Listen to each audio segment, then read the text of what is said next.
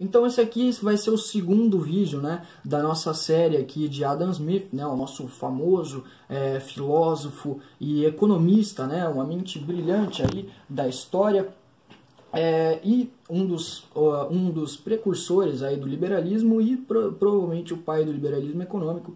E hoje a gente vai tratar então dos dois primeiros capítulos da obra, né, A Riqueza das Nações, que é um compilado de 5 livros, que é a da divisão do trabalho e do princípio que leva à divisão do trabalho. Então, começando de baixo para cima, primeiro a gente vai tratar aqui do princípio e depois a gente vai dizer mais exatamente o que é a divisão do trabalho e por que ela é tão importante para entender a obra de Smith, certo? Então, ele primeiro traz essa ideia de um caçador, certo? Que ele tem uma grande aptidão para fazer arcos e flechas, né? Isso se tratando, obviamente, de uma sociedade primitiva aqui, né? Então, esse caçador ele tem essa aptidão de produzir arcos e flechas. E aí ele vê que é muito mais viável para ele que ele passa a permutar essa sua produção de arcos e flechas por carne, certo? Então, ao invés dele caçar, ele permuta o seu arco e flecha por carne, ok?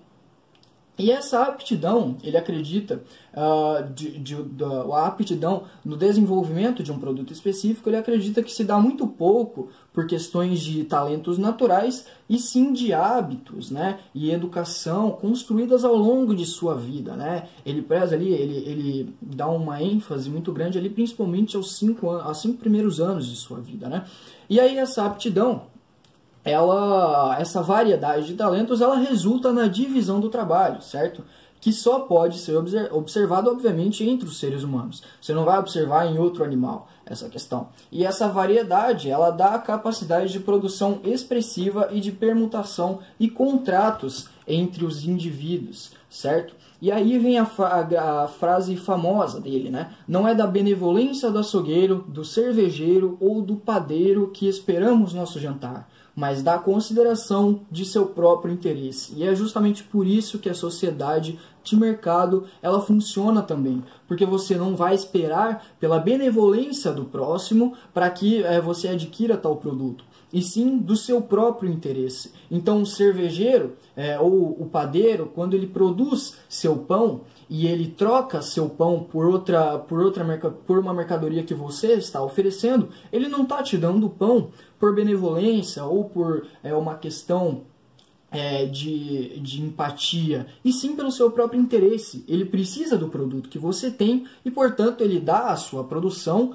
que parte da sua aptidão à produção de pães, para adquirir aquele produto que você está ofertando, certo? E é dessa forma que a sociedade de mercado ela funciona perfeitamente, ok? E justamente isso são os contratos. É por isso que os liberais eles defendem a existência do Estado, porque o Estado é o único capaz de assegurar e de oficializar esses contratos, certo?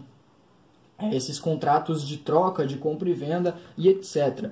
Mas aí a gente falou aqui então do princípio que leva à divisão do trabalho, que são realmente essas variedades de talentos. Mas o que é a divisão do trabalho, né? Então, lá no primeiro parágrafo, ele já fala aqui o seguinte: a principal melhoria na força produtiva do trabalho e a parte mais importante da habilidade, destreza e julgamento com o qual ele é direcionado ou aplicado parece ter sido os efeitos, da divisão do trabalho. Então, ele diz aqui que a melhoria na força produtiva do trabalho ela é fruto da divisão do trabalho. E ele exemplifica, né, com a clássica história dos alfinetes, né? Ele diz que ele, nas suas visitas a algumas fábricas lá no século XVIII, certo?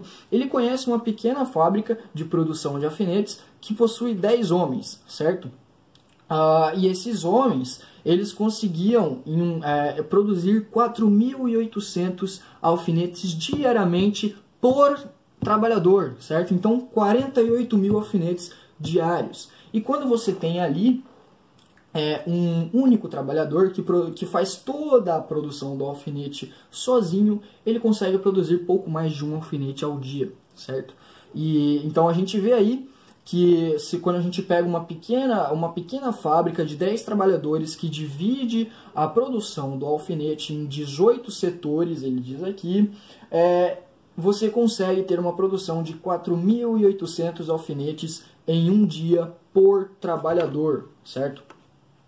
E uma questão importante é que ele fala aqui que essa grande quantidade de trabalho, segundo ele, obviamente, deve-se a 3 fatores, né? O aumento da destreza dos operários, a economia de tempo que se gera na redução das trocas de uma espécie de trabalho para outra e a invenção, obviamente, das máquinas, certo? Então, primeiro a questão ali do aumento da destreza dos trabalhadores, certo? Então imagina que você faz uma divisão do trabalho e aí o operário ele fica trabalhando em apenas um setor de produção todos os dias durante longos anos. Ele vai arrumar formas de fazer aquele trabalho de uma forma mais eficiente, porque ele está tanto tempo fazendo aquele trabalho que ele, obviamente, vai analisar como fazer, como ser feito todo esse trabalho de uma forma mais eficiente, certo? E aí depois a economia de tempo que se gera, né, na divisão do trabalho. Quando você tem um trabalhador que faz o trabalho todo sozinho, você vai ter um tempo longo para troca de setores nessa produção. Por exemplo, quando você está lá produzindo a cabeça do alfinete, aí depois você vai produzir o corpo do alfinete. Para você fazer essa troca de setor, você vai perder uma grande quantidade de tempo. E obviamente as máquinas, né, que também são frutos da classe trabalhadora, né, que ali fica trabalhando todo dia e ele acaba desenvolvendo métodos através da tecnologia para que seu trabalho seja mais eficiente. E isso dá a invenção das máquinas, certo? E aí a gente está falando do século XVIII, né? Ali onde começa mais ou menos a Revolução Industrial, então as máquinas estão ali a todo vapor, né? E aqui a gente acaba, de uma forma muito ampla, falando da divisão do trabalho e do princípio que leva à divisão do trabalho, certo? O próximo vídeo, então, a gente vai falar da origem do uso do dinheiro, ok? E muito obrigado para quem assistiu até aqui.